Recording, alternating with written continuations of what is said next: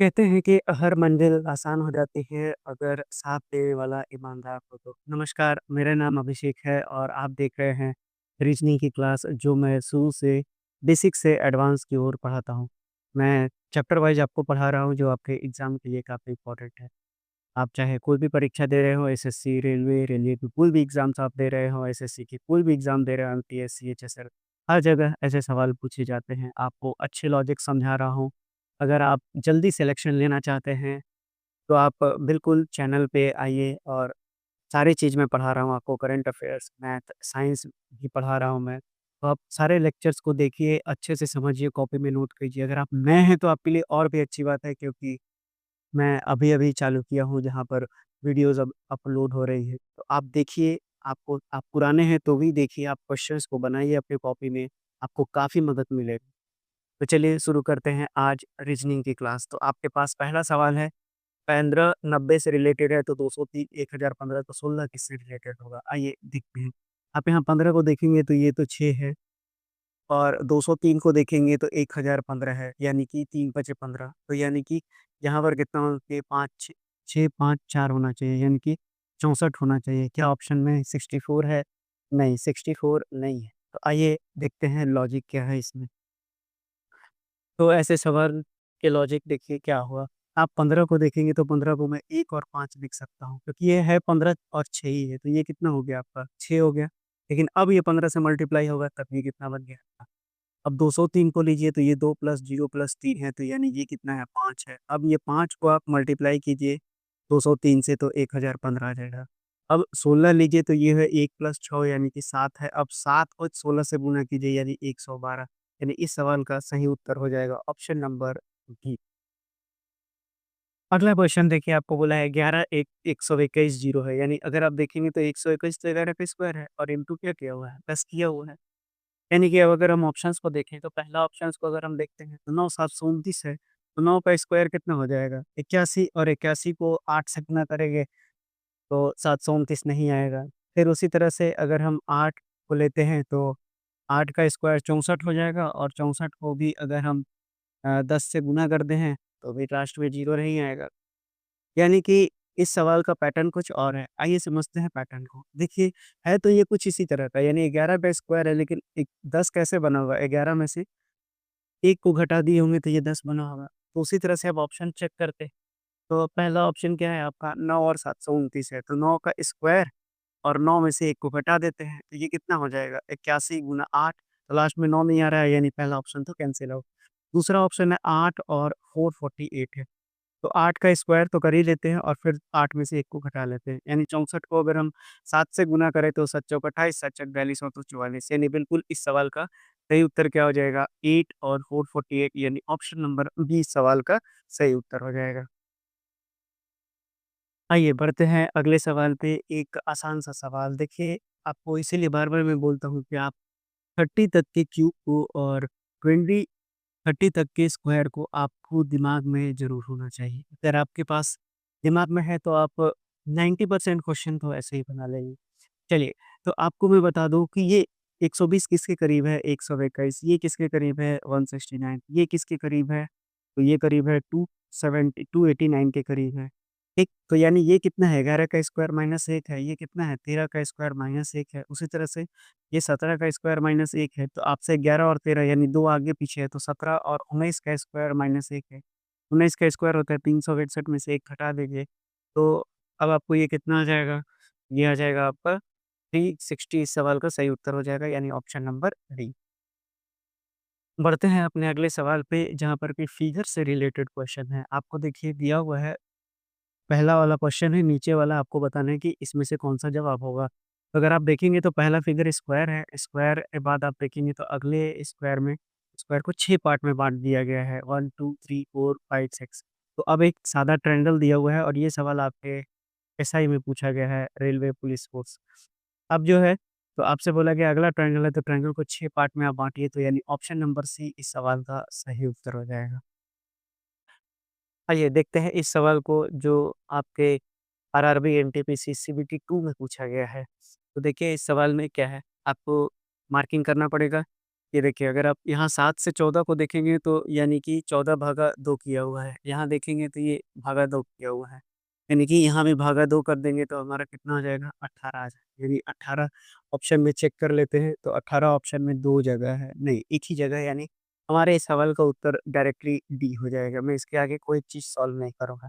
फिर भी आप लॉजिक को देखना चाहें तो देख सकते हैं। एन क्या है आपका 14, उसके बाद ये हो गया 20, उसके बाद आप देखिए क्यू कितना है तो ये हो गया 17, डब्ल्यू कितना हो गया 23 हो गया, उसके बाद 3 हो गया, ये 18 हो गया, उसका 6 हो गया, फिर 21 हो गया, ये हो गया 16, उसके बाद ये हो गया 22। अब आप लॉजिक चेक कीजिए, 14 और प्लस 3 है 20 और 3 जो है प्लस 3 है। यहाँ पर भी चेक कीजिए, यहाँ पर भी प्लस 3 है और यहाँ पर भी प्लस 3 है, यानी सभी जगह प्लस 3 है। तो यानी 16 और 3 19 हो जाएगा। यानी कि यहाँ पर आ जाएगा एस और 22 और 3 25 यानी वाई आ जाएगा। तो ऑप्शन नंबर डी इस सवाल का सही उत्तर हो जाएगा। पर आपको इतना नहीं करना है एग्ज़ाम में। आइए बढ़ते हैं अपने अगले सवाल पे जो आपके आरआरबी, एनटीपीसी, सीबीटी 2 में पूछा गया ये सवाल है। आपसे बोला है कि शुगर को 11 लिखा हुआ है, पायलट को 12 तो होटल बताना है। क्या होगा तो ये है ऑप्शंस में से। तो आइए समझते हैं इस सवाल को कि कैसे बनेगा। अगर ये 11 है, 11 छोटा डिजिट है, उसी तरह 12 भी छोटा डिजिट है। तो अगर छोटे डिजिट है तो सबसे पहले तो देख लेते हैं कि ये कितना है, तो ये 19 है, ये 21 है, ये 7 है, ये 1 है और ये 18 है। तो अगर हम इनको भी जोड़ें 9, 1, 10 दो 12 तो ये भी लॉजिक आएगा नहीं मेरे पास।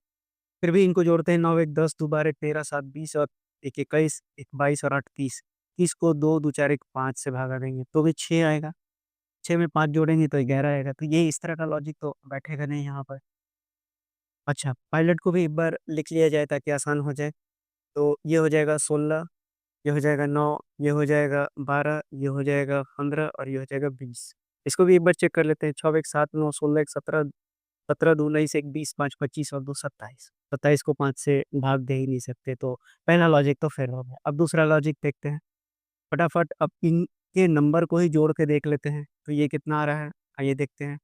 तो आपका 21 और 19 हो जाएगा 40, 40 और 18 58, 58 और 8 66 हो जाएगा। तो 66 को अगर हम 6 से भाग लगाएँगे तब ये 11 बने। अब पायलट को देखते हैं तो 16, 9, 25, 12, 37, 15, 52, 52 और 20 कितना हो जाएगा? 72 हो जाएगा। 72 को 6 से भाग लगाएँगे तो 12 छक 72 यानी यही लॉजिक होगा 100% है। तो एच हो गया, तो आपके पास ये हो गया 8, उसके बाद ये हो गया 15, ये हो गया 20, ये हो गया 5 और ये हो गया 12। अब आप इसको जोड़ के 6 से भाग लगाइए। ये कितना हो जाएगा? 23, 23 और 20 43, 5 48, 48 और 12 हो गए 60 यानी 6 से भाग लगा दीजिए तो इस सवाल का सही उत्तर हो जाएगा 10 यानी कि ऑप्शन नंबर सी सवाल का सही उत्तर हो जाएगा। बढ़ते हैं अपने अगले सवाल पे जहाँ पर कि वेटर को दिया हुआ है 24, 29, 23 जम्पर को दिया हुआ है। जम्पर आपसे पूछा है तो चलिए सबसे पहले इनको नंबरिंग कीजिए। तो ये हो जाएगा 23, ये हो जाएगा 1, ये हो जाएगा 9, ये हो जाएगा 20, ये हो जाएगा 5 और ये हो जाएगा 18। तो आपको लॉजिक अब खोजना पड़ेगा 24 कैसे आया, 29 कैसे आया और 23 कैसे आया। देखिए यहाँ पर 2, 2, 4, 2, 6 है, यहाँ पे भी 2, 2, 4, 2, 6 है, यानी कि डब्ल्यू को 2 लिखा है, ए को 4 लिखा है। कोई लॉजिक बैठ नहीं रहा है, ठीक है। लेकिन अगर हम डब्ल्यू ए का पेयर बना दें, आईटी का पेयर बना दें और ईआर का पेयर बना दें, तो मेरा काम बन जाएगा क्योंकि 23 और 1 24 होता है, 20 और 9 29 होता है, 18 और 5 23 हो जाता है। बिल्कुल, मिलाते हैं। तो ये हो गया आपका 10, ये हो गया 21, ये हो गया 13, उसी तरह से ये हो गया 18, ये हो गया 5 और ये हो गया 18 और ये हो गया आपका 16। तो अब देखते हैं तो यहाँ पर कितना हो जाएगा, इन जेयू का कॉम्बिनेशन ले तो ये हो जाएगा 31, एमपी का कॉम्बिनेशन ले तो 29 और ईआर को ले तो 23 यानी कि 31, 29, 23 क्या ऑप्शन में है?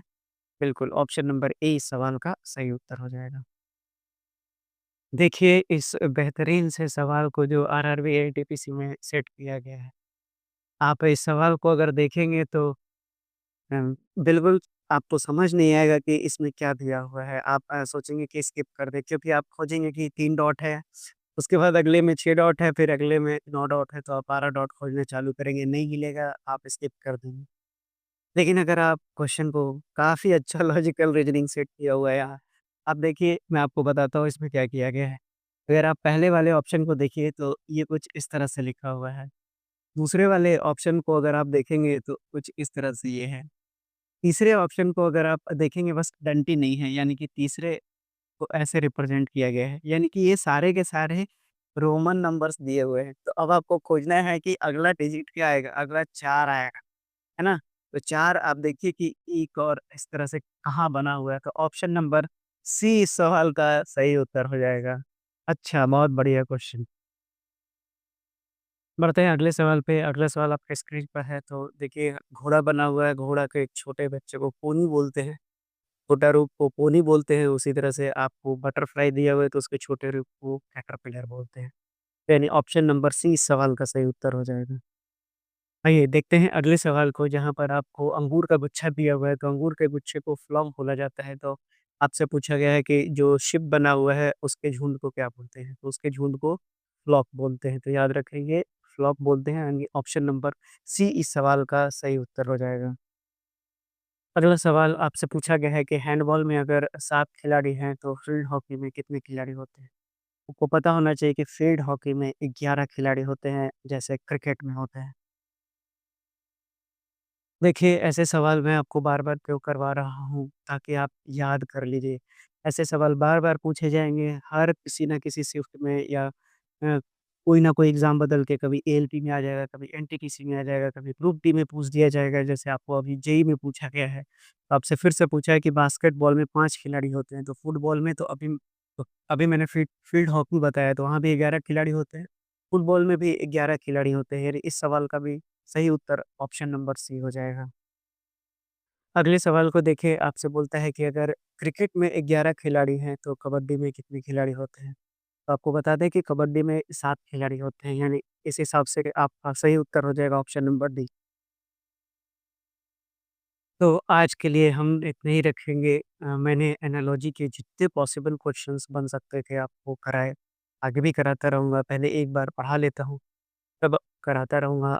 अब आपको लॉजिक्स को याद रखने हैं, अपने कॉपी में जिस जिस जगह पे आपको लॉजिक नहीं आता, वहाँ पर आप अपने आप को मार्क करके रखिए, बार-बार उन क्वेश्चंस को देखिए, तो अब आप एग्ज़ाम में आपको जल्दी याद आता है। तो पढ़ते रहिए, बढ़ते रहिए और सरकारी नौकरी लेते रहिए। अब मैं चालू करूँगा कोडिंग और डिकोडिंग के सारे क्वेश्चंस जो एग्ज़ाम्स में पूछे जा सकते हैं, जितने भी लॉजिक्स हैं। मिलते हैं अगली क्लास में, तब तक के लिए धन्यवाद।